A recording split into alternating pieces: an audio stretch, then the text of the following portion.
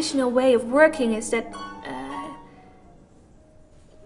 the composer writes something and then I'm interpreting it, and I discuss, of course, with the composer, but not really a lot. So maybe it's also for the composer, I don't know because I'm not a composer, but I can imagine you have to hand it over and then give it to someone else who makes something else of it.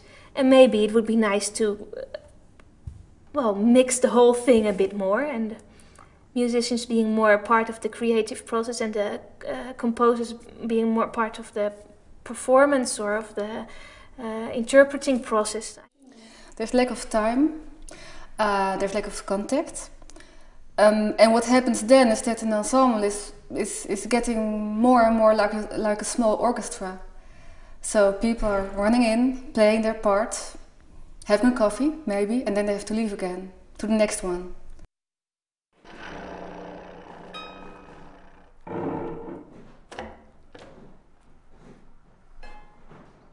Composers are, people that work closed in a room, writing alone and then deliver their notes. You think that you know the best, you are in your room and you write and it all sounds perfect in your head. And here in this situation you are faced with things that it might sound not good, or it might sound wrong, or this is not what you expected, or you have limitations in you that here you are facing and you have to overcome.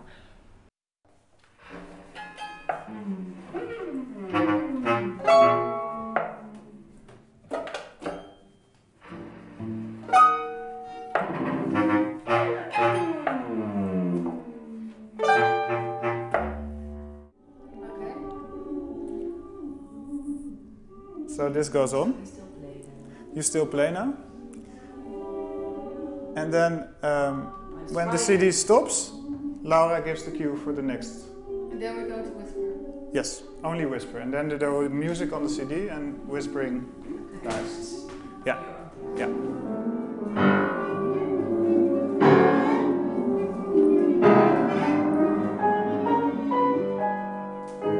We try in small groups to find out how a composer and a small group of artists can work together under observation of some colleagues, but also from external observation of people outside of art field. We invited 4 external observers from theater, from philosophy and from business, to have a totally external view on what is happening here and to kind of make a contrast with what is happening here, and from that contrast conversation kind of arises. This situation between composer and performers as we had yesterday mirrors to a large extent a situation between a director and a group of performers in theatre. When you started the process yesterday, the musicians were all lined up in a row there, and the composers were all lined up in a row here. And the kind of physical presence in the room, it looked like a war was about to start. Now, the thing is that over the top of that, you were all extremely polite to each other, and you were all extremely open with each other. But nevertheless, the undercurrent to that was that everybody was a little bit nervous. Nobody was sure what they were going to be asked to do. That's why in theatre we spend a lot of time at the beginning of the day trying to get rid of those feelings. Boing. Boing. Okay, very good, very good. One last quick thing before we leave this circle. We're going to pass something else around. It's just a clap. Just pass it around. One of the things that happened the last years is that there was a lot of emphasis on marketing and promoting and presenting. But I think for all the members of this music world, it's also important to look at the inside, what's happening inside the process. What's happening between the composer, who has the idea, and the performer who has to present it. To have this 3 days of experimenting with the process and to have time to really listen and to try out new things and to have, to really have time for the creative process. I think that is the most important thing for everybody.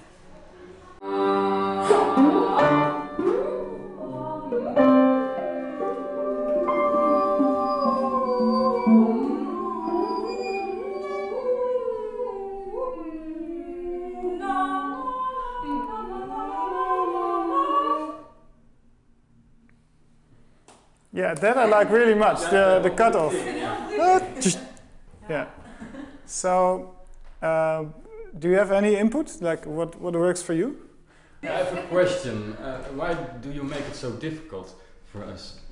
If you have to sing and to play the same notes, which is already difficult. Yeah. But maybe we can try to do it once without you. Exactly. Doing. Yeah. So and that makes it also difficult. You have to watch here, you watch there, of course, to sing and to do this. Yeah. So I want to kind of direct it, but also I didn't make it intentionally difficult. But maybe it's a good idea to just that I don't interfere and you just play number 2 and see what you can do as a group. Yeah. And to have the luxury to do something that doesn't work is great, because normally everything has to work immediately because there's no time and the concert is tomorrow. And now we have more time and we can do something which might not work, and that's how theater directors work more. They just go onto this experiment and they generate material from the actors and from ideas as a group. That's a new concept for me, to also give ideas and to think about what could happen or what would be nice. Now someone asks me, what do you feel or what do you think is nice? I'm not used to think about that during the process. I'm just used to think about, well, I don't really like this piece, or oh, I really like this piece, but I'm not used to doing something about it. What you see today is that there's a big difference about the way composers are working and thinking about music and the way the players are working and thinking. And if they get a chance to know each other on different levels, not only, okay, this is the new piece, I have to play it in 3 days, I have to work hard, and I can call the composer if it's not possible to play this. No, if they can talk about concept and ideas and about working process, add something to the piece.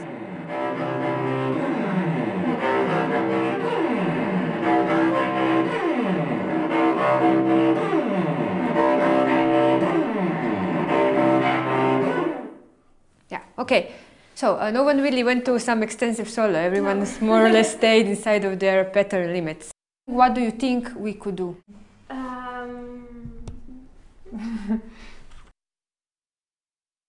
It has to have somehow, you know, has to still have some kind of motion, but has to still have something new inside.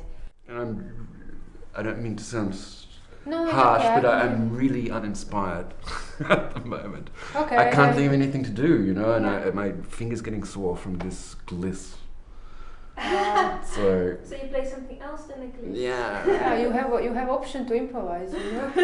No, because it's what's in front of me. But what I wanted to try now is because there is lots of noise and there is lots of dissonance in this thing. Yes. And what if you all just switch to like she does to the diatonic stuff? Yeah. Mm-hmm. And all right. So let's try to do that. So all your improvisation goes on the diatonic keys. All right. So let's do it. Let's do it again. I think I made the initial mistake of giving them notes, which was a really wrong idea because that's what they expected from me as a composer, and then they put themselves in the role of the players and they expected only to play notes and that would be enough. But of course, this whole process is about improvisation and how to get more than just simple material that is written. So that's where we stuck yesterday.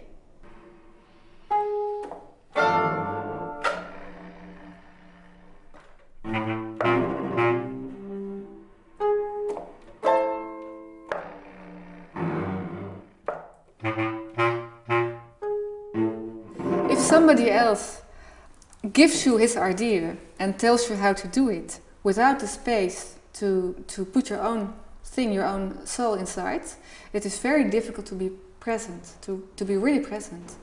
And that is, I think, something somebody in the public can also sense. So for the basic music making, it is very important just to be aware, to be alive, to be there. Nu, even kijken, nu krijgen jullie ook elkaars tekst. Even kijken, deze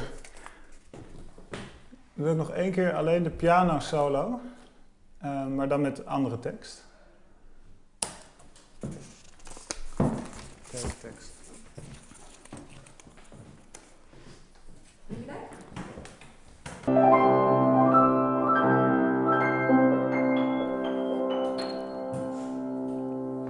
Zo. Dit wordt net even gespeeld? 1, 2, 3. Maar ze speelt net die voor mij. Ja. Dit is voor jou, oké. Dat kon ik duidelijk horen. Ja, toch? Jij krijgt ook nummer 2. I feel very inspired because I really get to know many different ways of composing, about what the ideas are. And I also get to know myself even better and better because you realize you have a kind of freedom always. Also when there are rules, and that's what I really like. Through this process, I think it's we have the opportunity really to find out where is the leadership of the composer, where it stops the leadership and start the collaboration, and where the group goes out of this group mentality and can be also co-creator. It's always with music, the most difficult thing is to describe how to make music when you talk in musical terms is almost always death. Because it's like everyone has so many different ideas of what's going. You could create an atmosphere with words, tell a story like, okay, in the beginning we're going to do this and then I want you to go on this journey and into blah, blah, blah, blah. I mean, I can make up a story if you like. But that's another way of structuring and framing something where I think you bring out more creativity rather than just within the framework of music. I do want to help you as much as possible to get to work on this together, but then it's like, I need to know what my role is. Yes, and now you actually said something smart. And that is, yes, probably we need a story, we need an atmosphere behind this. Okay, so it's a little, you are looking at the horizon and you see a little creature coming towards you. Actually, it's a dwarf. So he's a dwarf, he's a dwarf, he's a dwarf, he's a dwarf, he's a bigger dwarf, he's a bigger, and it ends up as a giant. So when he comes to you, he can crush you with your one foot. Okay, that's the piece.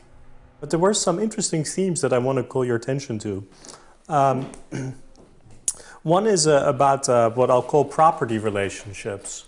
Who owns the piece? Because it's actually very interesting. The language of ownership of the piece came up in different ways today. And that's something I want to talk about.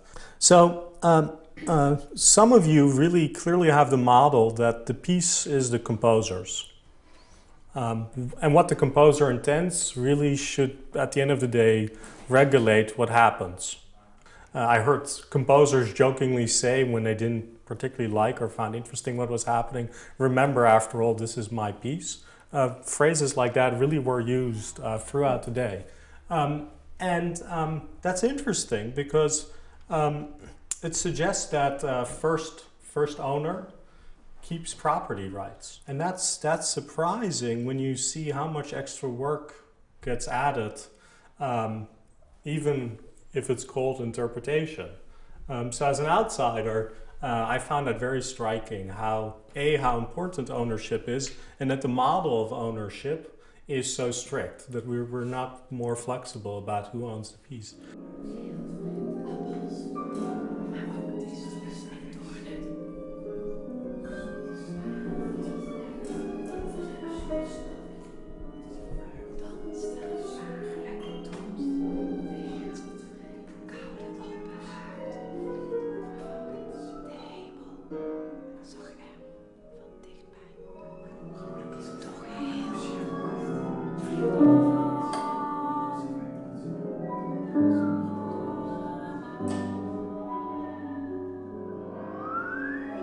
Creative process should be this magic communication.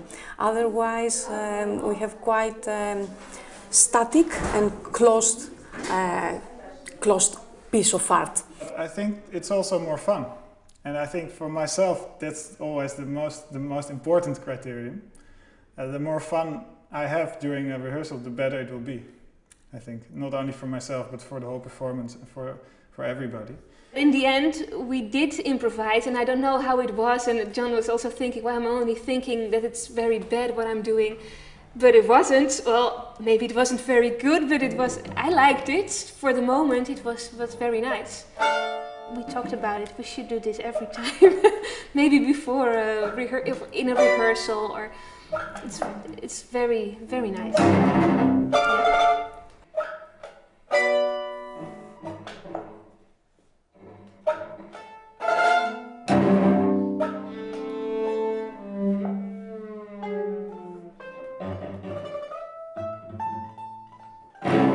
When you compose piece, you have a meaning inside of you, but when you put it in notes, the meaning is lost, because the only thing that it says there is piano, make a crescendo, do forte, and that doesn't really mean anything. That means just become louder, you know. So then there is some way to, you know, transfer this picture from you to inside of the players. And this dwarf story was was the bingo. So it's good. From now on, I'm writing stories in my scores. I would love that. Yeah. It is not now a way of thinking, but how do you say in English? Intuitive way of reacting all the time. And that is what actually also in a concert has to take place, I think. That of course, although you already practiced a lot, that there will be a focus and an energy, an atmosphere also at that moment. I hope that we'll be able to show the public that what is most important to us, the essence of music, the essence of music making, that it's worth to look at it and to listen to it and to open up.